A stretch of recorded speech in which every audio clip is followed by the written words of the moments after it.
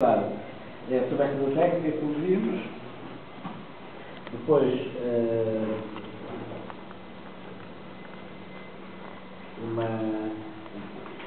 problema da evitação que eu vi, a prioridade ao movimento, tinha aí imaginado do chefe dos movimentos, eu referia em passar tudo, por exemplo, quando eu digo, por exemplo, para funcionar o mito do máquina, é preciso uma música, é preciso sempre uma máquina para produzir outra máquina.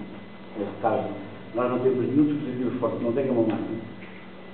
Isso só tem sentido se nós pensarmos que estamos dentro do processo dentro do movimento, não é? E a gente tinha que pensar no movimento como uma aceleração. Mas, dado o processo de aceleração, nós temos que pensar o dispositivo e a sua motorização como um processo de aceleramento. Ir à frente implica um conjunto de outros problemas, completamente diferentes. Uma outra questão é o ponto em que nós estamos, que se torna mais claro, em que as coisas tornam mais claras, mas isso aí não é evitável para mim, seria mostrar que nós não temos qualquer solução para desenlaçar estas aporias que vêm da metafísica, mais aqui culminam nos teóricos contemporâneos. Já perceberam que eu sempre plaguei testes teóricos, é verdade que acho que uma teoria sem plasticamente fundida nas coisas não tem qualquer sentido. Portanto, não passa da cabeça uma teoria bem chamada, uma teórica, nesse sentido.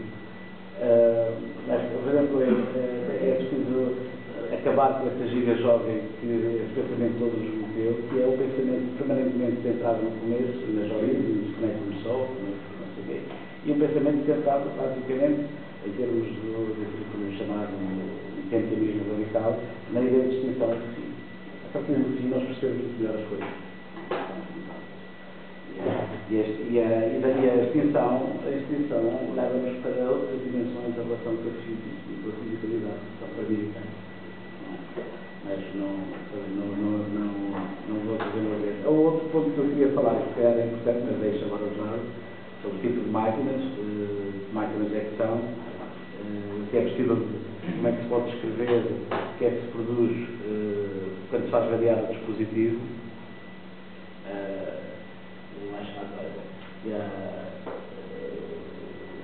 Uma das questões interessantes foi aquela alternativa do Duchamp definir a máquina privatária. Aquela máquina privatária é uma máquina organística. Também é uma máquina que expulsa os seus apaixonados. Porque a maioria das pessoas testa o Beckett ou testa a pintura antiga. A pintura antiga é que corre a pontapé. Porque as coisas contemporâneas dão-nos abraços, mensagem-nos à alma, apela aos seus desejos, não é? Ou seja, há algumas obras que escorraçam esses amantes e eles têm que fazer muito esforço para conseguir aproximar-se deles, não é? Mas essa certa máquina que agora é outra. Já a máquina, como esta aqui, que é uma máquina puramente analítica. Então trata-se de encontrar uma máquina biologicamente caminhante. Então, seria preciso desenvolver eu não sei qual é o melhor termo. Há máquinas líricas, não qualquer termo.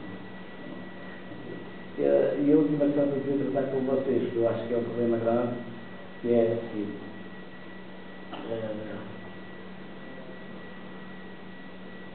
Imaginemos que todos nós, por várias razões, dentro desta estrutura prosaica, agimos. E que esse agir tem, em alguns casos mais que noutros, por exemplo,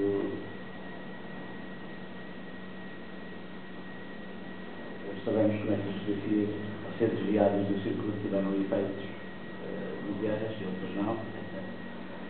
Mas imaginemos que agimos e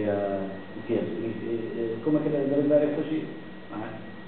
Quando analisar teorias abstratas, parece absurdo dizer eu sou nomádico e ajo, depois leva aquelas consequências que eu nunca deixarei de ficar surpreendido quando vi do Diogenismo, que ele, no seu quarto fechado, era mais nomado que todos os tipos que andavam a passear pelo mundo, correndo os reinos de prostituição. O nomadismo era nomadismo das ideias. O tipo do quarto pode viajar mais, o tipo que anda por muitas voltas. Se pensarem bem, é uma pura conversão do processo. Mas a pessoa pode dizer, é nomádico é bom, não é nomádico, é sedentário é mau. Mas sabemos lá, há momentos que ser sedentários pode ser bom, ser nomádico pode ser bem. Não sabemos, é um critério absurdo, é um critério figurativo que nos impede de decidir. Porque senão somos sempre justos, porque nós estamos sempre do bom lado. Não é? Nós só escolhemos sempre o bom lado. Ainda por cima, a maioria de nós, quando tem alguma mania teórica, ainda por cima funda teoricamente desse lado. Não é? Que ainda é pior que todas as outras pessoas, que todas agem, mas ninguém consegue fundar aquilo que faz. Até é preciso deslocar isso. E a forma de deslocação é levar a sério aquilo que os administradores, como a teologia, a teoria dos juízes. O juízo é uma partilha. O que significa? Não há partilhas estáveis. Em todos os atos estão a estabelecer partilhas instantâneas. A linha de partilha que está dividida a totalidade da Terra, todos os habitantes da Terra, é uma linha que não está estabilizada, não é norte-sul, nem operários proletários, é uma linha que está a ser feita com proletários, económicos, etc. Essa linha nunca foi estável. Não é? E, portanto, mas é uma linha sem garantias. A maioria das pessoas não consegue agir se não tiver a garantia de que está de bom lado da linha. Não é? Basta ver, né? Da maneira como os pequenos burgueses, durante o marketing, estavam sempre aflitos, nunca tinham a certeza que tinham dado a todas as provas que estavam do bom lado da linha. Por mais que estivessem, tinham sempre justificado para existir. Não é? Porque a linha já estava atrasada, não estava espetada, os operários, e depois havia cheios monstruosos no meio, lá pequenos burgueses que não sabiam onde é que metia aquela gente. Não é? E é preciso assumir a linha de partido, a linha de divisão, como uma linha que está indefinidamente no fim. Mas durante um problema acessório. É possível aceitar isso sem desviar a direção, ou seja, sem considerar que os atos se vão agregar de tal maneira que ganhem potência e cheguem a ter visibilidade por efeitos. Ou seja, só podemos agir perante essa garantia de composição. Ou seja, que os atos vivos, a irrelevância e a equidade deles se constituem ou se magnetiza em torno de alguma coisa que dê visibilidade do tempo. Se fizermos a grande aporia do pensamento do século XX foi, ao mesmo tempo, não querer estar numa linha rígida, teoricamente estável, mas, por outro lado, não querer aceitar a ideia de que os nossos atos erráticos individuais são fantasticamente importantes para o futuro da humanidade, sem a garantia de que este acúmulo dá um modo, se agregam, se compõem, qualquer coisa. Não é? E é preciso solucionar isso. E é preciso dar uma resposta para isso, para não ficarmos no bordo disso. Não é? Não me ia dar a resposta só para o problema. Não ia só para o problema, mas eu tenho pensado todos os assuntos e acho que não estou com certeza e lá o nome mas percebem o problema.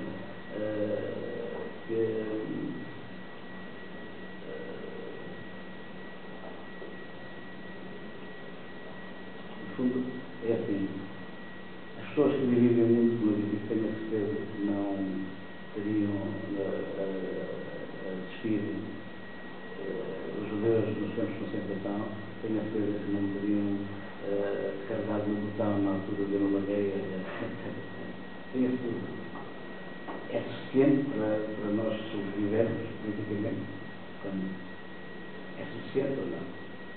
É o problema que mais acontece. Mas o Martins dizia que há momentos em que a dignidade da humanidade se consubstancia apenas numa pessoa. É toda a economia política se consubstancia num ato. Chegaremos a esse momento. Só que a nossa teoria política e a teoria do sujeito tem que mudar radicalmente para dar lugar a essa hipótese. Essas hipóteses desaparecem todas e ficaremos apenas escolher dos partidos que estão aí, escolher qual é o Estado onde queremos ir. Podemos, o pressuposto final de base a atividade, é que nós chegamos a um ponto que podemos chamar em que a questão do comum implica a entrada da Terra na sua totalidade no horizonte humano. A Terra na sua totalidade, na sua atividade física, tal como foi apresentada pela primeira vez pelas olhos ocidentais ou pela missão palestra. É em relação à política da Terra que aquelas hipóteses que eu vos disse têm sentido. Em relação às políticas nacionais, não tem nada a ver. Outras políticas ligadas ao egoísmo, ou saber se nós devemos pagar 2,3 legislativos, devemos receber 2,1 legislativos. Esse desporto da nossa vida se faz tolerante e se faz. Mas eu diria muito para outros tipos. Só perguntar uma coisa. Estas longas horas está cansado. Acho que começou quando começa. Só perguntar uma coisa. Falaste do Simão, conheces certamente também as coisas do Bernardo Stiegler, que eu creio que foi o grande responsável por ter dado importância recente ao Simão. O que é que pensas do Stiegler? Nós estamos a tentar fazer um bocado. Eu gosto do Stiegler, sou ligado, não sei que somos amigos, sou amigo dele há muitos anos e sempre um homem que me impressionou. Ultimamente mesmo, eu acho que o Stiegler está a oferecer-se uma espécie de intelectual orgânico da Europa. E eu, quando vejo um intelectual ensinar os capitalistas sobre o que é ser capitalismo, mas eu gosto imenso de ser uma pessoa que é uma pessoa boa, simpática e interessante. Agora, eu diria que quem, apesar de tudo, salvou um bocadinho a pele ao Simondon. O Simondon hoje não é para a Europa que ele está a sobreviver. O Simondon hoje está basicamente a vir da escola americana, que está a reapreciar outra vez as filosofias do Whitehead e das chamadas filosofias perceptuais, ou do cognitivo. E a verdade toda é que a única teoria forte que se concentra bem, que se adequa bem à situação do casamento atual, acaba por ser verdadeiramente americana, acaba por ser do Simondon. Mas historicamente quem se falou o Simondon fez com que ele saísse do esquecimento, mas que eu acho que retornaria sempre, porque há pensamentos mais à espera que se fala do Dura, não é? Estão lá, mas eu está a primeira vez. Uma vez voar, uma vez voar, mas não voar mais vezes, não se põe. Mas foi o Gil na Montieri, a teoria das máquinas, toda baseada da produtividade geral, da produção, é baseada na meditação do Simondon. E, portanto, isso permitiu que o Simondon aguentasse tempo suficiente fora do esquecimento até chegar ao seu grande momento. Mas foi basicamente o teatro do Júlio Plateau, que é a base cuja tecnologia está baseada, cuja visão da técnica está baseada no Simondon. E se vocês pensarem muitas definições que eu vos disse do Deleuze, já só têm sentido dentro da teoria simondiana, dentro da tradução. E, aliás, quando o livro do Simondon sai, eu até do doutoramento dele, o homem publicou muito pouco, que está a ser agora uma série de volumes que são os cursos dele para publicar a sua filha.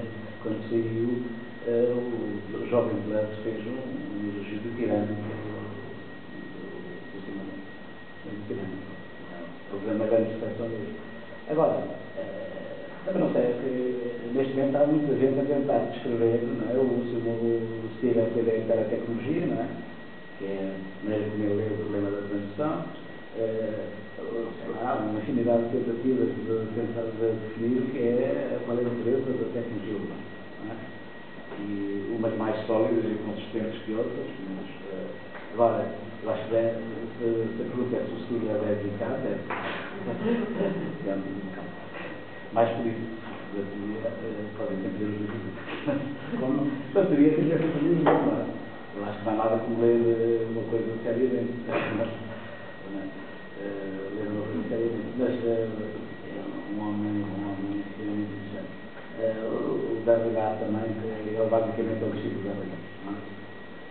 Mas hoje, já que estão aqui jovens, se me perguntassem qual é o filósofo que deve ler, e aquele que eu gostaria que nos próximos 10, 15 anos será o grande filósofo dele, é um francês que se chama Quentin Ayerson. com o Francisco Calão, Cantão, Meiaçu, MGI, Meiaçu, que era o pai dele. E o primeiro